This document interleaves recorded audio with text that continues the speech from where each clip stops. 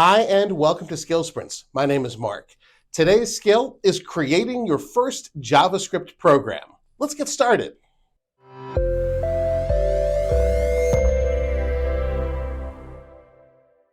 In order to code in JavaScript, the first thing you need is a coding environment. We're going to use Replit. Replit is a web-based development environment that you can use to create all sorts of code. You can click the Start Creating button and create your account. We're going to use the HTML, CSS, and JavaScript template in order to write our code. Since I already have an account, I can create a version of that template by just clicking here. I'm going to call this First JavaScript.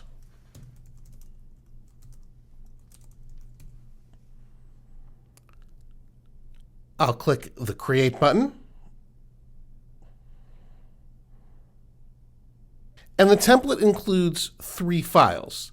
There's an index.html file, which includes the baseline HTML needed. There is a CSS file, which doesn't really contain any CSS except for a width and height, which are set in 100%. And a JavaScript file, which is blank initially. In the index file, you'll notice between the body and the script tag, the text hello world. We're going to delete that. Notice line 13, script source script.js. That line is attaching the JavaScript file to our HTML.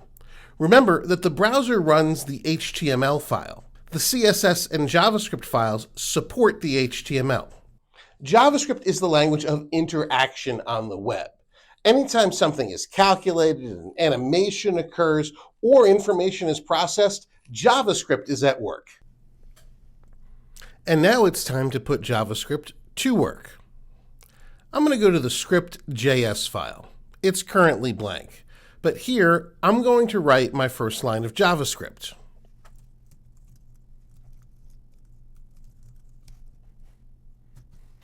And there it is, document.write, hello world from JavaScript.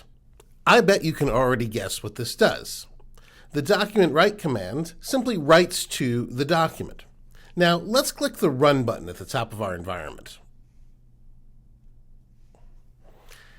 And on the right-hand side of the screen in the web view, you can see the output, Hello World from JavaScript. Now, to be totally honest, document.write is not recommended for production code that'll actually be deployed on the web. But I wanted to get you going just as soon as possible.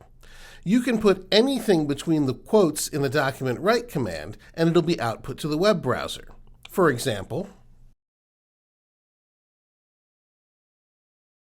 document.write, congratulations on writing your first line of JavaScript code. Let's click the Run button. And you get the output in the web view, congratulations on writing your first line of JavaScript code. But since document.write is not recommended, let's take a look at the recommended method of placing text within the web browser in JavaScript. Let's move back to our HTML file. And in the body, I'm going to insert a paragraph tag with an ID demo.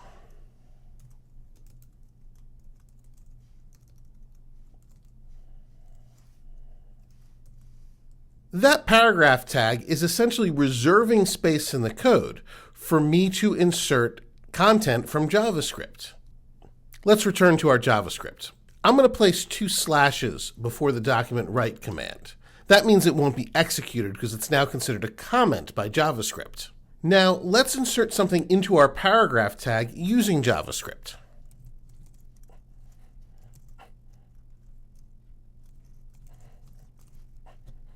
So this command is a little more complicated, but it reads in plain English. Document.getElementById demo. That's getting the HTML element. There it is on line 12, the HTML element with the ID demo. And for that element, we're going to set the inner HTML to welcome to the world of JavaScript. Let's run our code to make sure it works correctly. Welcome to the world of JavaScript. So we've placed text within the browser window 2 different ways. First, we used document.write. That's not recommended because it can overwrite the entire document if not used correctly. Document.getElementById.innerHTML is more powerful and safer, allowing you to target specific elements and change their content without affecting the rest of the document. I'd encourage you to use document.getElementId to place your own content within the web browser. And thanks for joining me for this skill sprint where you wrote your first lines of JavaScript code.